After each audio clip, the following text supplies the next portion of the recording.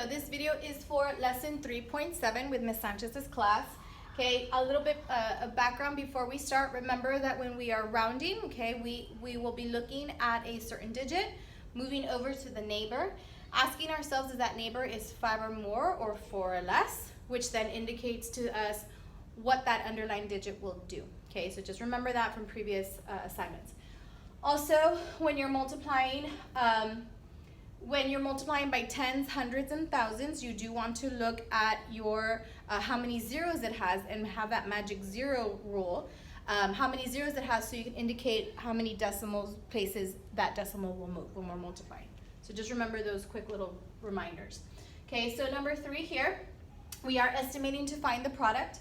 Okay, so we have 19 3/10 times 6. We have to round each number. Okay, so we have here 19.3. I will go to the greatest place value. Right here, this is the tens place, is the greatest place value. I look at my neighbor. My neighbor is 5 or more. That means it's going to come back here and say add 1 more. So that becomes a 2.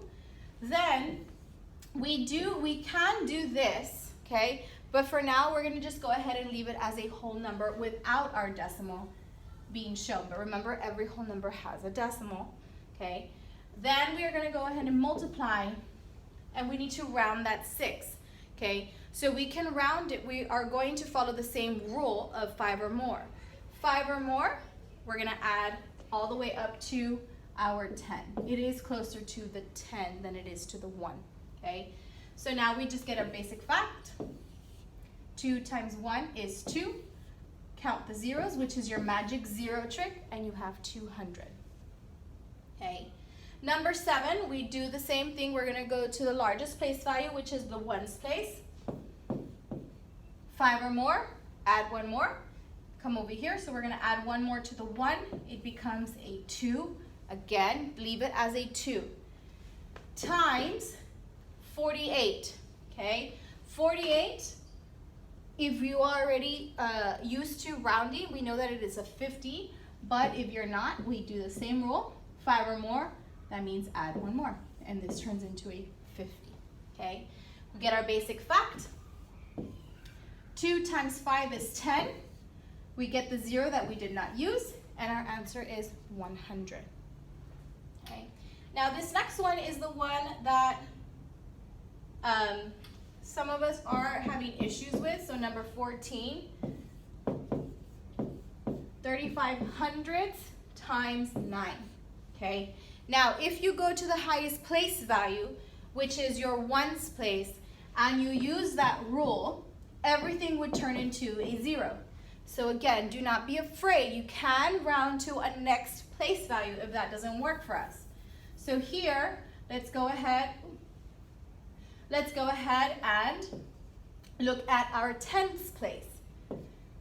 Okay, there you go. So that then turns into a 40. We know that 9 is closer to 10 than it is to 0 or 1.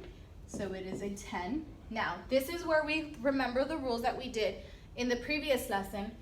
If the 10, the 10 has only 1 0. So that tells you that you're only going to raise the value of this digit by 1, okay?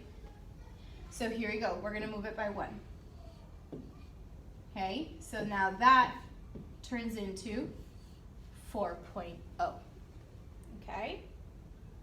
All right. Now, I'm just going to go ahead and remind you really quick. So let's say I have